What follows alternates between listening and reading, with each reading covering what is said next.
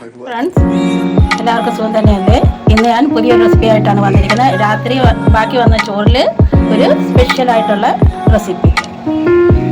ചീനച്ചട്ടി വെച്ച് എണ്ണ ഒഴിച്ചു കൊടുക്കാം. ഇതിലേക്ക് നമുക്ക് ശകലം ബട്ടറും കൂടെ ഇട്ട് കൊടുക്കാം.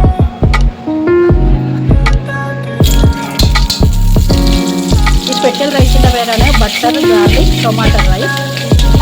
ഇത് നിങ്ങളൊന്ന് ഉണ്ടാക്കി നോക്കി ഫ്രണ്ട്സിനും റിലേറ്റീവ്സ് ഒക്കെ ഒന്ന് സെൻഡ് ചെയ്ത് കൊടുക്കണം.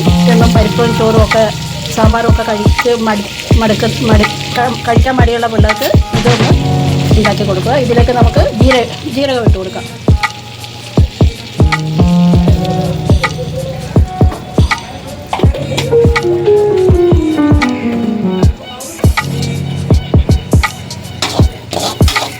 ഇതൊന്ന് മിക്സ് ചെയ്യാം.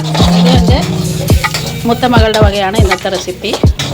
പുള്ളിക്കാർക്ക് അങ്ങനെ വെറൈറ്റി ആയിട്ട് എന്തെങ്കിലുമൊക്കെ തിന്നണമെന്ന് ആഗ്രഹം. അപ്പം സ്വന്തമായിട്ട് ഉണ്ടാക്കട്ടെ എന്ന് ഞാനും വിചാരിച്ചു. ചെറുതായിട്ടൊന്ന് പൊട്ടി തുടങ്ങുന്നുണ്ട്. അത് ബട്ടറുള്ളതുകൊണ്ടാണ് നമുക്കത് അറിയാത്തത്. ഇതിലേക്ക് നമുക്ക് വെളുത്തുള്ളി ഇട്ട് കൊടുക്കാം. ഇതിലേക്ക് നമുക്ക് വെളുത്തുള്ളി ചേർത്ത് കൊടുക്കാം. അതൊന്ന് ഇളക്കി ശകലം കളർ മാറുമ്പോൾ ഇതിലേക്ക് നമുക്ക് പച്ചമുളക് ചേർത്ത് കൊടുക്കാം. ബാക്കി ചേരുവകൾ എന്തൊക്കെയാണെന്ന് കാണിച്ചു കൊടുക്കാം. ഇനി പച്ചമുളക്, അത് കഴിഞ്ഞിട്ട് ഉള്ളി ചേർത്ത് കൊടുക്കണം. സവാള, തക്കാളി, മല്ലിയില, നാരങ്ങ. ഇതിലേക്ക് നമുക്ക് ചെറുതായിട്ട് മുറിച്ച് വെച്ച് സവാള ചേർത്ത് കൊടുക്കാം. ഇതിലേക്ക് നമുക്ക് അരപ്പൂടും കൂടെ ചേർത്ത് കൊടുക്കാം. അപ്പോൾ ഉള്ളി പെട്ടെന്ന് വഴന്ന് കിട്ടും.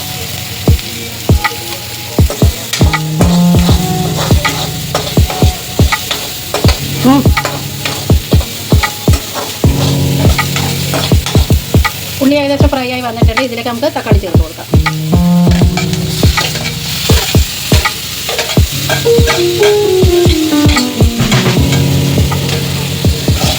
ഇത് നല്ലോണം ഒന്ന് വഴറ്റിയെടുക്കാം.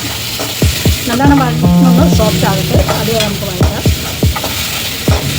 നമുക്കിനിയും അര സ്പൂൺ മല്ലിപ്പൊടി ചേർത്ത് കൊടുക്കാം. ഇത് ഞാൻ മുളക് പൊടിയും മഞ്ഞൾപ്പൊടിയും കൂടെ മിക്സ് ചെയ്ത് വെച്ചിരിക്കുന്നത്. അപ്പോൾ വേഗം പണി കഴിയും.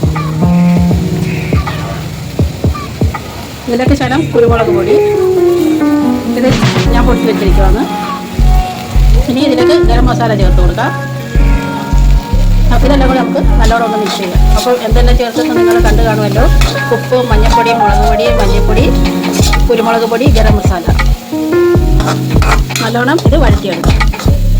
ഇതിലേക്ക് നമുക്ക് ടൊമാറ്റോ കെച്ചപ്പ് ചേർത്ത് കൊടുക്കാം. അത് നല്ലോണം മിക്സ് ചെയ്യാം.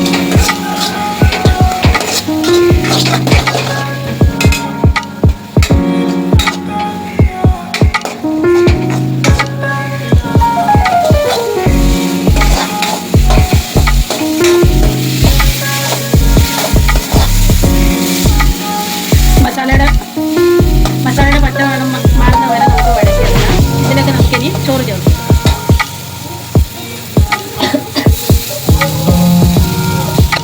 ചോറെല്ലാം നമ്മൾ ഇട്ട് കൊടുത്തിട്ടുണ്ട്. ഇത് നല്ലോണം മിക്സ് ചെയ്തെടുക്കാം.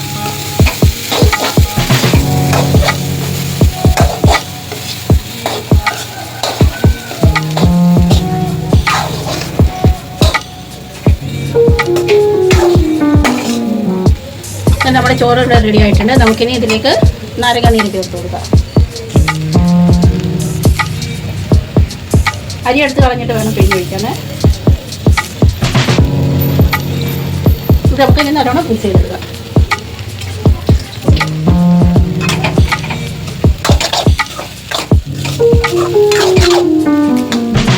നല്ലോണം ഒന്ന് മിക്സ് ചെയ്തിട്ട് നമുക്ക് ഗ്യാസ് ഓഫ് ചെയ്തിട്ട് മല്ലിയിലക്കാം.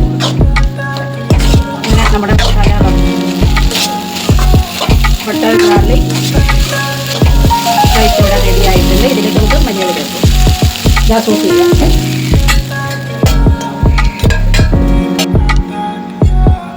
ഇതൊന്ന് മിക്സ് ചെയ്തിട്ട് ഒരു സെക്കൻഡ് നമുക്ക് ചേർക്കാം. ആ മല്ലിയിലയുടെ മണം ഒന്ന് ഇറങ്ങിയിട്ട്